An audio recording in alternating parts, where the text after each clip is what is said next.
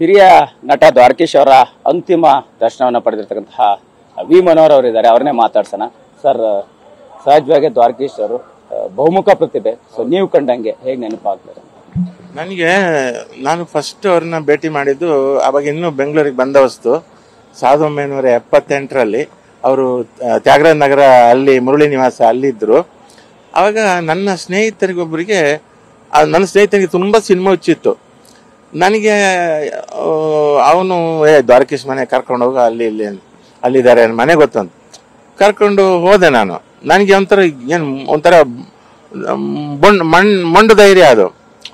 ಹೋಗಿ ಸರ್, ಇವನಿಗೆ ಸಿನಿಮಾದಲ್ಲಿ ಅವಕಾಶ ಬೇಕಂತೆ, ಒಂದು ಅವಕಾಶ ಮಾಡಿಕೊಡಿ ಅಂತ. ಅವ್ರು ನನ್ನ ನೋಡಿ, ಅದು ಸರಿಯಪ್ಪ, ನೀನು ಯಾರು ಅಂದರು. ಅವಾಗ ನಾನು ಈ ಥರ ವಿ ಮನೋಹರ್ ಅಂತ. ಏನಾಗಿದೆಯಾ? ಏನೂ ಇಲ್ಲ. ಜಗದೀಶ್ ಚಿಯಾ ಬೆಳೆದು ಕ್ವಿಂಟಾಲ್ಗೆ 30,000 ಆದಾಯ ಗಳಿಸ್ತಿದ್ದಾರೆ. ನೀವು ಕೂಡ ಅವರಿಂದ ಕಲಿಬೇಕಾ? ಅವ್ರ ಜೊತೆ ವಿಡಿಯೋ ಕಾಲ್ನಲ್ಲಿ ಮಾತಾಡಬೇಕಾ? ಈಗಲೇ ಫ್ರೀಡಮ್ ಆ್ಯಪ್ ಡೌನ್ಲೋಡ್ ಮಾಡಿ. ಸರಿ, ಫೋಟೋ ಕೊಟ್ಟು ಹೋಗಿ ಅಂತಂದರು. ಮತ್ತೆ ಒಂದು ತಿಂಗಳಾದ್ಮೇಲೆ ಮತ್ತೆ ಹೋದರೆ ಏನಪ್ಪ ಅವತ್ತು ಬಂದು ಹೋದವನು ಇನ್ಯಾರನ್ನು ಕರ್ಕೊಂಬಂದಿದ್ಯಾ ಅಂದರು. ಇಲ್ಲ, ನಾನು ಒಬ್ಬನೇ ಬಂದಿದ್ದೀನಿ.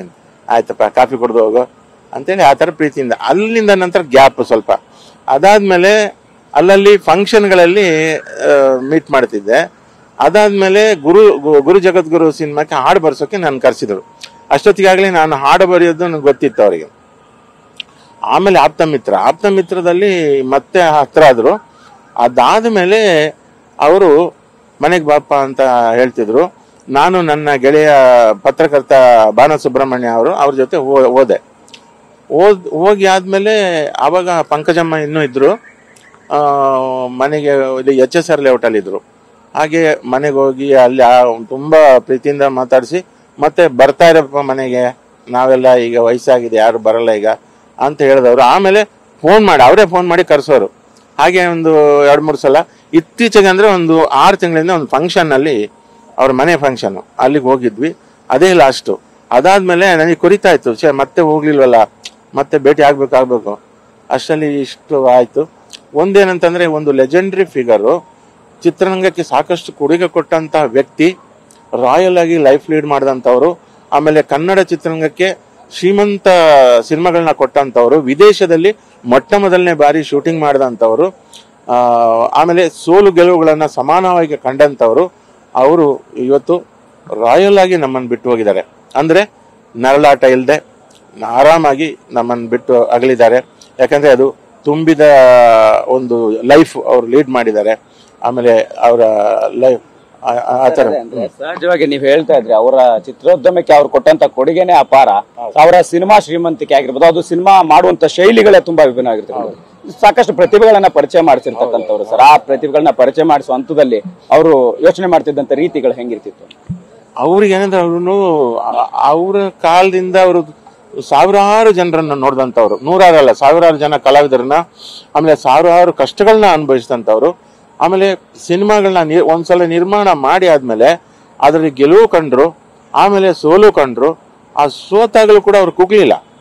ಸಾಮಾನ್ಯವಾಗಿ ನಮ್ಮ ನಿರ್ಮಾಪಕರು ಏನ್ ಮಾಡ್ತಾರೆ, ಸೋತ ತಕ್ಷಣ ಚಿತ್ರರಂಗ ಬಿಟ್ಟು ಹೋಗ್ತಾರೆ.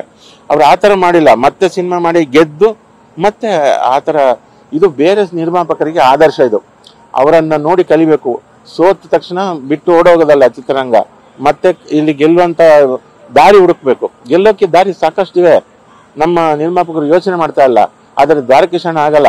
ಯೋಚನೆ ಮಾಡಿ ಗೆದ್ದು ತೋರಿಸಿದಂತವ್ರು. ಈಗ ಸಹಜವಾಗಿ ದ್ವಾರಕೀಶ್ ಸರ್ ಮಾಡಿದ್ದಂತ ರೀತಿ, ಸಿನಿಮಾ ಮಾಡಿದಂತ ರೀತಿ, ಮತ್ತೆ ಅವರ ಪ್ರಯತ್ನಗಳು ಕನ್ನಡ ಚಿತ್ರೋದ್ಯಮಕ್ಕೆ ಸಹಜವಾಗಿ ಕೊಡುಗೆಯನ್ನು ಕೊಟ್ಟಿರ್ತಕ್ಕಂಥದ್ದು. ಸೋಲು ಮತ್ತು ಗೆಲುವನ್ನ ಅವ್ರು ತೆಗೆದುಕೊಂಡಿರ್ತಕ್ಕಂಥ ಸಂದರ್ಭಗಳನ್ನ ಹೆಂಗ್ ನೆನೆಸ್ಕೊತೀರಿ ಸರ್? ಒಂದ್ಸಲ ಅವರು ಹೊಸ ಕಳ್ಳ ಹಳೆ ಕೊಳ್ಳ ಅಂತ ಒಂದು ಸಿನಿಮಾ ಮಾಡ್ತಾ ಇದ್ರು. ಆಗ ಆಫ್ರಿಕಾದಲ್ಲಿ ಶೀಲಾದಲ್ಲಿ ಬಹಳಷ್ಟು ಸೋಲು ಕಂಡಂತ ಅವರು ದ್ವಾರಕೀಶಣ್ಣ ಸಂಕೇತ್ ಸ್ಟುಡಿಯೋಗೆ ಬರ್ತಾ ಇರುವಾಗ, ಅದಕ್ಕೆ ನಮ್ಮ ಗುರುಗಳು ಹಂಸಲೇಖ ಸರ್ ಮ್ಯೂಸಿಕ್ ಸಾರ್ ಅವ್ರು ನೋಡಿ, ಆಫ್ರಿಕಾದಲ್ಲಿ ಶೀಲಾ ಮೈ ತುಂಬಾ ಸಾಲ ಅಂತ ಜೋಕ್ ಮಾಡಿದ್ರು. ಅವ್ರು ಜೋರಾಗಿ ನಕ್ಬಿಟ್ರು. ಅಂದ್ರೆ ಅದನ್ನು ಕೂಡ ಅವರು ನಗುವಿಂದಲೇ ಸ್ವೀಕರಿಸಿದ್ರು, ಸೋಲನ್ನು ಕೂಡ. ಸೊ ಅಷ್ಟು ಅದ್ದ ಒಂದು ಆದರ್ಶ ವ್ಯಕ್ತಿ ಸಿಗಲ್ಲ. ಒಬ್ಬರು ಲೆಜೆಂಡ್ ಅವರು. Thank you. ಎಸ್, ಇದಿಷ್ಟು ಸಂಗೀತ ನಿರ್ದೇಶಕ ವಿ ಮನೋಹರ್ ಅವರ ಮಾತಾಗಿರ್ತಕ್ಕಂಥದ್ದು. ಕ್ಯಾಮರಾ ಪರ್ಸನ್ ಪ್ರಶಾಂತ್ ಜೊತೆ ಮಾಲ್ತೇಶ್ ಜಗ್ಗಿನ್, TV9 ಬೆಂಗಳೂರು.